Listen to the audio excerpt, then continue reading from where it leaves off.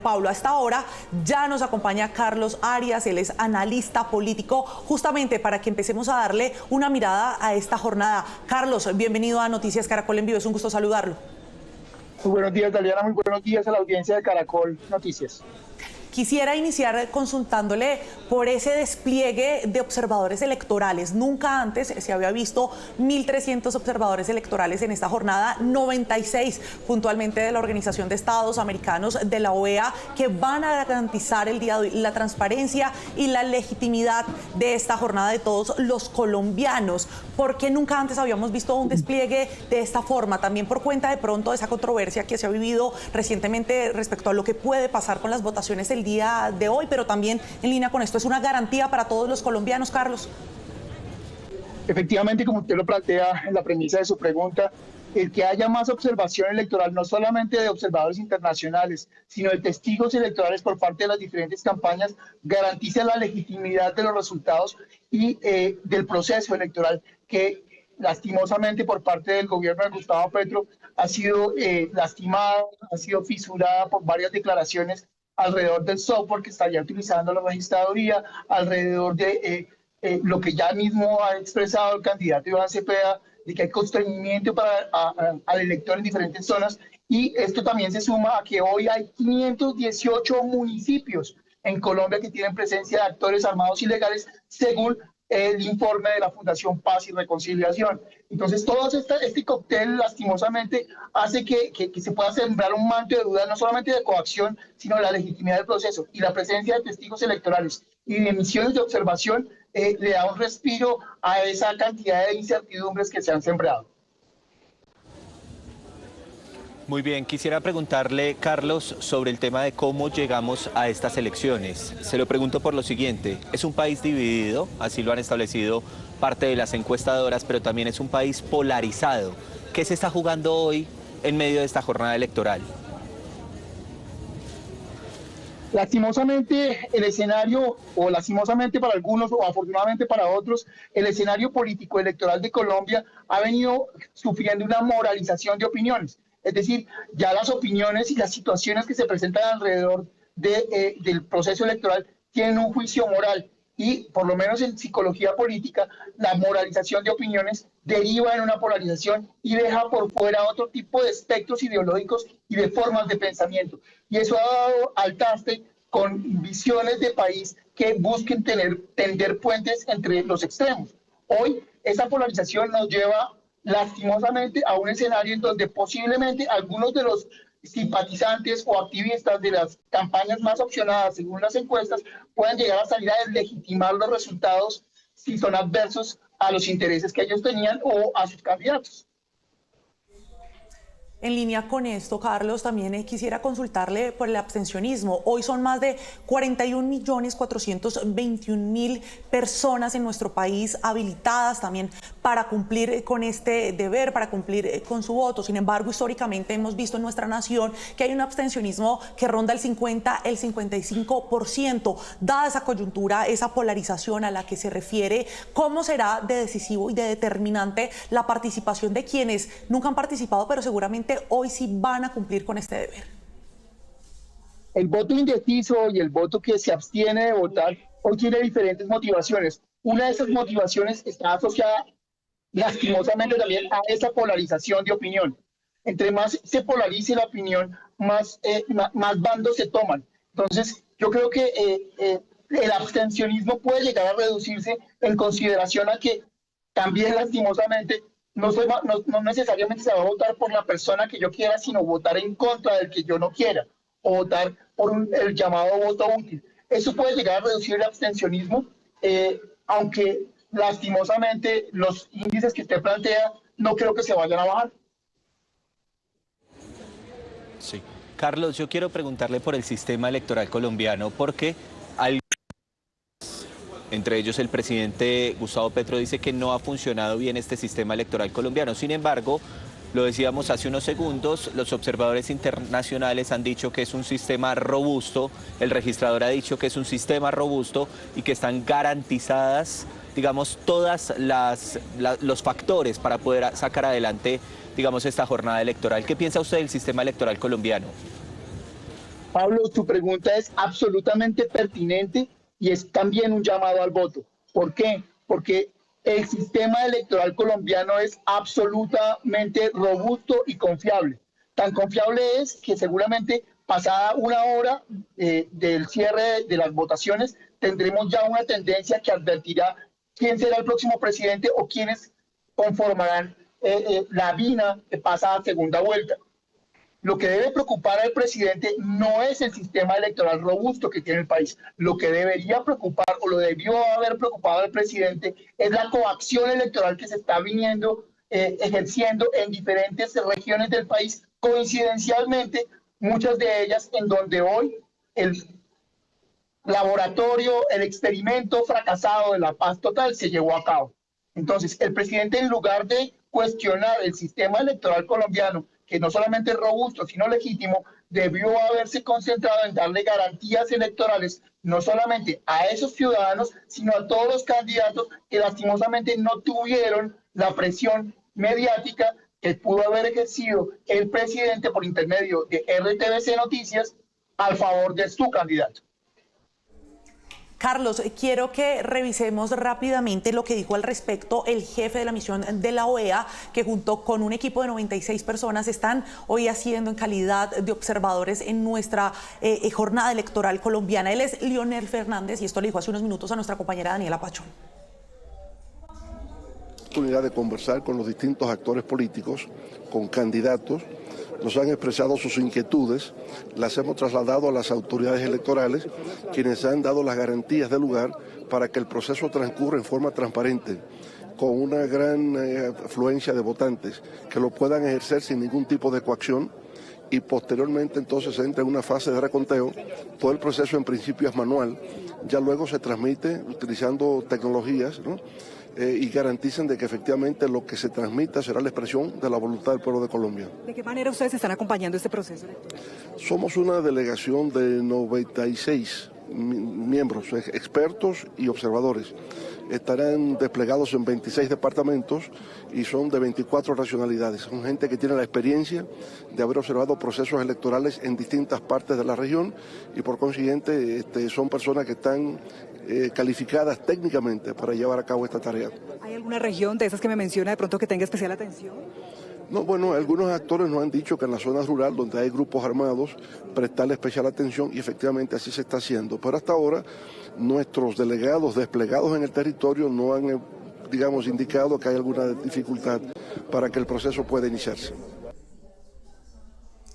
Carlos, escuchábamos ahí al señor Leonel Fernández de la OEA y en línea con eso también quisiera consultarle. Usted al inicio de esta conversación hacía referencia a esos municipios donde de pronto la alteración al orden público puede ser importante en una jornada como esta por la presencia de los grupos al margen de la ley. ¿Cuál es la función, por ejemplo, de esos observadores electorales de la OEA en zonas rurales o en zonas donde hoy la alteración al orden público puede llevar a que se coaccione el voto de la ciudadanía?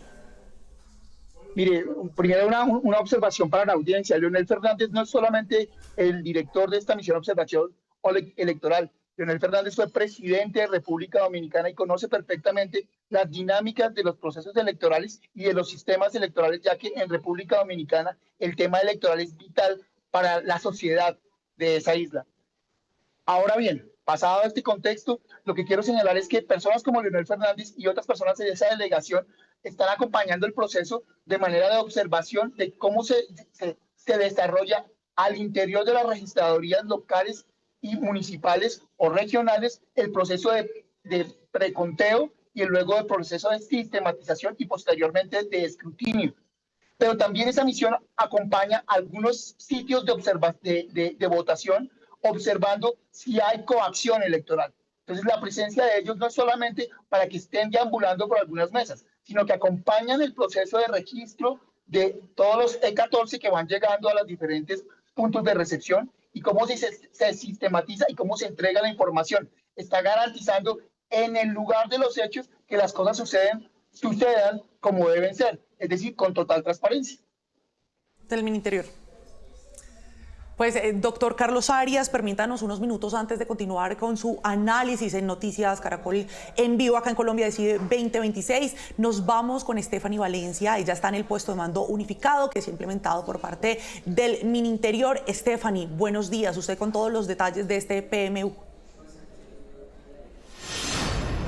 Daliana, muy buenos días. Mira, este puesto de mando unificado fue instalado el día de ayer y desde entonces se ha hecho este monitoreo constante a las elecciones de manera indeterminada, ininterrumpida. En este momento, el reporte que entrega el Ministerio del Interior es de 446 denuncias, 443 denuncias que ya han recibido por delitos electorales. De estas denuncias, 402 en Colombia y 41 denuncias que provienen del exterior, países como Reino Unido, Estados Unidos y España. Los principales delitos electorales que están denunciando los electores en nuestro país y también en el exterior son constreñimiento al sufragante y también intervención en política de servidores públicos. En este momento avanza la reunión del puesto de mando unificado. Están el ministro del Interior, el ministro de la Defensa, la defensora del pueblo, el Consejo Nacional Electoral también hace presencia allí en el puesto de mando unificado, la Defensoría del Pueblo y por supuesto la misión de observación de la Unión Europea, que también se sumó a esta vigilancia técnica que están haciendo las autoridades siguiendo este minuto a minuto de las elecciones. Vamos a tener un reporte en contados minutos de cuál es el balance de la apertura de las urnas, cómo está la situación de orden público en el país, en materia electoral, cómo está la instalación de las mesas y por supuesto cómo avanza esta jornada ya siendo las 9:45 de la mañana. Más adelante les entregaremos detalles de cómo está la situación y el panorama en el país. Stephanie, gracias por la información y esto me parece clave. Carlos, quiero volver con usted porque a pesar, y lo conversábamos usted y yo y Daliana, la audiencia de Noticias Caracol en vivo hace unos segundos, a pesar de que tenemos un sistema robusto, sí sigue preocupando el tema de los delitos electorales. Mire, 443 denuncias sobre todo este tema de constreñimiento. ¿Qué decir frente a eso, Carlos? Lastimosamente, los procesos democráticos en Colombia y los procesos electorales en Colombia tienen este tipo de situaciones. Lo importante es que estas dinámicas de constreñimiento del elector, aunque son graves, no se conviertan en la mayoría de los casos, es decir, que no se convierta en frecuencia, pero es casi inevitable este tipo de comportamientos de constreñimiento del elector. Vuelvo y digo, lo que creo que los medios de comunicación y sobre todo los ciudadanos deberíamos estar alerta es que esta cifra que hoy se está reportando, que ustedes están reportando en noticias, no aumente. Si aumenta, podría poner en vilo la legitimidad del proceso. Pues sí, porque estamos hablando no de una cifra menor, llevamos menos de 2 horas desde que se habilitaron las urnas y ya son 443 las denuncias. Carlos, pasemos nuevamente a hablar de lo que va a ser esta jornada que viene por cuenta de la fragmentación que se ha vivido en medio de esta contienda electoral. Quiero preguntarle por el voto joven y por el voto indeciso, que también son determinantes en esta jornada. Si algo pasa, pues podría pasar ante el escenario de un 50+1, o usted cómo está viendo el panorama respecto a lo que históricamente también se ha vivido, pero puntualmente en estas elecciones que han sido fragmentadas y polarizadas como ya lo hemos venido dialogando. Mire, Daliana, lo que usted pregunta es el gran interrogante de las personas que nos dedicamos a los temas de consultoría política y de comportamiento electoral. En algún momento se planteó que el voto joven iba a ser el rescate de dinámicas, digamos, emergentes de la política, como fue la ola verde de Antanas Mocus, y terminó defraudando. El voto joven ha estado más presente por dinámicas sociológicas y antropológicas alrededor de ese sentimiento de revolución, de rebeldía, que hoy en algún momento inspiró a la izquierda en Colombia. Hoy los estudios de comportamiento electoral, las diferentes encuestas nos muestran que muchos de los jóvenes están hoy con la izquierda y que han estado tradicionalmente con la izquierda, pero que no tienen mucha claridad sobre lo que esa izquierda nueva representa y digamos hay una alienación alrededor del tema. Pero también vemos que muchos jóvenes están despertando o despertando no, digamos que la palabra no es tan apropiada, están empezando a encontrar en la derecha unas nuevas formas de representación identitarias, de valores morales que para algunos de ellos son necesarios rescatar. Esto básicamente, ¿qué significa? Que hoy los jóvenes son determinantes, pero que lastimosamente la historicidad en los procesos electorales nos muestra que los jóvenes no participan mayoritariamente ni masivamente. Son activistas digitales, están muy presentes en redes sociales, pero a la hora de votar no se manifiestan con la contundencia que se esperaría debido al potencial electoral que representan en Colombia. Hoy el voto joven está dividido desde un activismo ideológico, tanto de derecha como de izquierda. Sí, hablando sobre eso, quiero que hablemos del voto de opinión, porque he escuchado mucho en la calle a la gente diciendo, es que yo no ejerzo el voto de opinión porque precisamente podría perder ese voto. ¿Esto puede pasar, Carlos? ¿Esto es cierto? Sí, Pablo, muy agudas sus preguntas. Mire, el voto de opinión en este momento se está reflejando en dos consideraciones, en el voto útil y en ese voto que lastimosamente no se lleva a cabo a la urna, porque la polarización hace que la gente piense que si vota por, entre comillas, la persona que lo representa, lo quiere, aunque esa persona no tenga opción de llegar a la segunda vuelta o de ganar la presidencia, su voto se pierde. Entonces ese llamado de voto de opinión se ha venido reduciendo. Otro elemento importante para destacar en el voto de opinión es el voto que está en redes sociales, especialmente en X. En X se hace un gran debate político, en X se hace una gran discusión política, también es una de las redes más tóxicas, sin lugar a dudas, pero lastimosamente ese voto de X está permeado por la opinión, pero no es mayoritario, no es masivo. El que es masivo está en otras redes sociales, está en Facebook, está en Instagram, por ejemplo. Entonces, ese voto de opinión, lastimosamente o afortunadamente para algunos, lo que termina siendo es un voto que marca simbólicamente retóricas narrativas y de discurso, especialmente en algunos opinadores y medios de comunicación, lastimosamente debo decirlo, algunos de ellos que han tomado partido a favor o en contra de un candidato, pero que no trasciende al electorado mayoritario, es decir, a la gente de a pie, al joven, a la persona de escasos recursos. ¿Por qué? Porque requiere una cualificación en su conocimiento.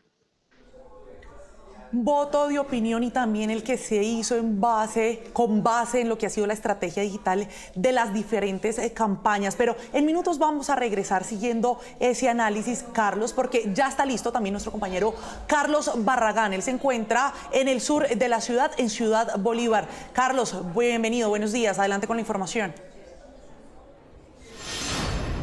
Muchísimas gracias. Quiero hacer con ustedes y con los televidentes y con todas las personas que nos siguen en nuestras plataformas el ejercicio de votar. Yo tengo inscrita mi cédula acá en Ciudad Bolívar, en el Candelaria La Nueva, hace bastantes procesos electorales. Buenos días. Buenos días. Saludo a los miembros de la mesa, les entrego mi cédula. Ellos hacen la verificación justamente de que mi cédula está inscrita aquí en la mesa número 3 e inmediatamente se empiezan a hacer, o se hace el trámite para que yo pueda firmar el documento, y una vez firmado el documento de la mesa, voy a recibir el sufragio y también voy a recibir, por supuesto, tengo que poner mi huella, por supuesto, de que usted primero la firma, la huella. Perfecto. Y acá la firma. Eso quiere decir que nadie más puede ejercer el derecho al voto más que yo. Correcto. Que está la firma, ¿cierto? Sí, correcto. Aquí. Perfecto, me limpio muy fácilmente. Ahora recibo mi tarjetón. Y después de que recibo mi tarjetón paso al cubículo. Bueno, aquí el voto es privado, es secreto, entonces lo voy a ejercer aquí, justamente. Marco el candidato de mi predilección. Si usted quiere borrar, tachar toda la casilla, lo hace. Si usted quiere solamente poner una X, tiene que hacerlo dentro del recuadro, porque si usted se sale del recuadro, lamentablemente el voto no tendrá validez o no tendrá la validez que usted le puso. Ya aquí acabo de doblar el voto y ahora me voy a acercar justamente a la urna de votación, deposito mi voto. Muchísimas gracias, muy gentiles, muy amables. Y acá recibo mi certificado electoral. ¿Qué tal? ¿Cómo la ve? Muy fácil, 2 minutos y medio. Les robo una información muy pequeña. ¿Cuántas personas han ejercido ya el derecho a la votación? Más o menos 183. 183. 83. Esta es una de las mesas que tiene mayor, presencia, ¿no? Sí, señor. Hasta ahora van 83. ¿Cuántas personas pueden votar acá? 350. 350. Más los jurados. Que son más 4. los jurados de votación. Muchísimas gracias. La información de una de las mesas, la número 3, la de inscritos que hay aquí en Ciudad Bolívar. Como se dieron cuenta ustedes, señores televidentes, amigos de las plataformas, es muy sencillo votar, es muy fácil. Usted simplemente se acerca con su cédula al sitio en donde le corresponde votar, en donde puede ejercer su derecho al voto.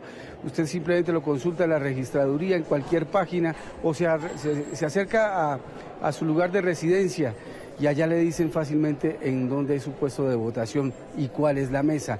Yo ya voté en uno de los 1083 puestos de votación que hay dispuestos en Bogotá. Aquí en Candelaria la Nueva hay exactamente 50 mesas de votación y en toda la localidad hay 78 puestos de votación. Candelaria A, o mejor, Ciudad Bolívar A, Ciudad Bolívar B. Está dividida en dos la localidad, en donde ejercen su derecho al voto más de 300.000 personas. Es lo que le puedo entregar de información aquí en Ciudad Bolívar, en donde hay buena afluencia de votantes a esta hora de la mañana. Don Carlos, me alegra mucho que ya haya podido votar, que haya ejercido su derecho y como usted me estaba indicando, ya han votado más de 80 personas de un total de 300. Siento que hoy va a haber una participación importante de los colombianos, ¿no? Así es, Pablo, sin duda alguna. Es decir, tener 80 personas en una mesa de votación a esta hora, cuando apenas vamos a completar las primeras 2 horas de votación, es una buena señal. Es decir, que la gente va a tener una participación masiva en estas elecciones Colombia Decide 2026, en donde vamos a tener la oportunidad de elegir presidenta y vicepresidente, y luego del preconteo sabremos si habrá una segunda vuelta electoral, Pablo. Muy bien, Carlos Barragán Rosso desde el sur de Bogotá, desde Ciudad Bolívar, mientras aquí en Corferias suena el helicóptero de la policía, el helicóptero Halcón, precisamente para la seguridad de los colombianos, de los bogotanos. Vuelvo con Carlos Arias porque estamos en la recta final de esta conversación, Carlos, y quiero volver a tocar el tema de lo que hoy se está definiendo, porque estamos también precisamente en Colombia hablando de continuismo o de un cambio, por ejemplo, hacia la derecha, teniendo en cuenta los 3 candidatos que tenemos punteando las encuestas. ¿Esto qué significa en materia electoral? Eso significa muchas cosas. Otra vez, Pablo, chévere la pregunta. Primero, antes de responderle, me parece importantísimo lo que hace el experimentado Carlos Barragán de mostrarnos cómo votar y la manera tan fácil que es hacerlo, porque hay mucha gente que debe irse ya a votar. Tenemos que salir a votar. Y ahora sí, respondiendo a su pregunta, tiene muchísimos matices. Hoy se juega la implosión del centro democrático, por ejemplo. ¿Qué significa eso? Y es que si Abelardo de la Espriella no solamente logra pasar a segunda vuelta, sino que llegar a ganar en primera vuelta, significaría que hoy la derecha se resignifica y que Álvaro Uribe Vélez empieza a tener su inicio del ocaso, su inicio de salida. 2, llegara a ser contundente el triunfo de Iván Cepeda en primera vuelta y no hubiese segunda porque su votación supera más de la mitad, significaría que los colombianos premiamos el gobierno de Gustavo Petro. Entonces, hay varias significaciones alrededor de lo que hoy vaya a pasar en votación. También, si la votación de Sergio Fajardo y de Claudia López llega a ser tan baja que no pasa el umbral, significaría que el centro ideológico y el centro político electoral en el país tiene que resignificarse, tiene que reconstruirse, porque básicamente confirmaría que la gente no está sintiendo que tenga una propuesta propia que lo represente. Es decir, dependiendo de lo que pase hoy, más allá obviamente de lo importante que significan las votaciones y quienes pasen a segunda o quien sea el ganador de esta contienda electoral, lo que deja alrededor de la cultura política, de los principios y valores, incluso de cómo se hacen hoy las campañas políticas desde la inteligencia artificial y el uso de los algoritmos, es de un profundísimo análisis. Carlos, en Colombia hace 20 años no ha ganado un candidato presidencial en primera vuelta. Hablemos de ese umbral que nos pone el escenario de este 31 de mayo. Estamos hablando, para devolvernos 4 años, en la primera vuelta del año 2022 participaron cerca de 21,4 millones de ciudadanos. Esa participación con ese ambiente político del que hemos venido conversando, que se ha visto fragmentado, ¿cómo está viendo usted a algún candidato candidato para que hoy se quede con la presidencia de los próximos 4 años de este 50+1? ¿Se podrá alcanzar o por el contrario vamos un poco más en línea por lo que hemos visto también en las encuestas? Y es que hay un candidato que hoy está liderando, pero que también está estancado y que requeriría de esa segunda vuelta para lograr llegar a la Casa de Nariño el próximo 7 de agosto. Mire, esta pregunta es muy compleja porque podría llegar a incidir o afectar el comportamiento electoral de algunas de las personas que nos están viendo y escuchando. Por eso quiero hacer esta disclaimer de objetividad.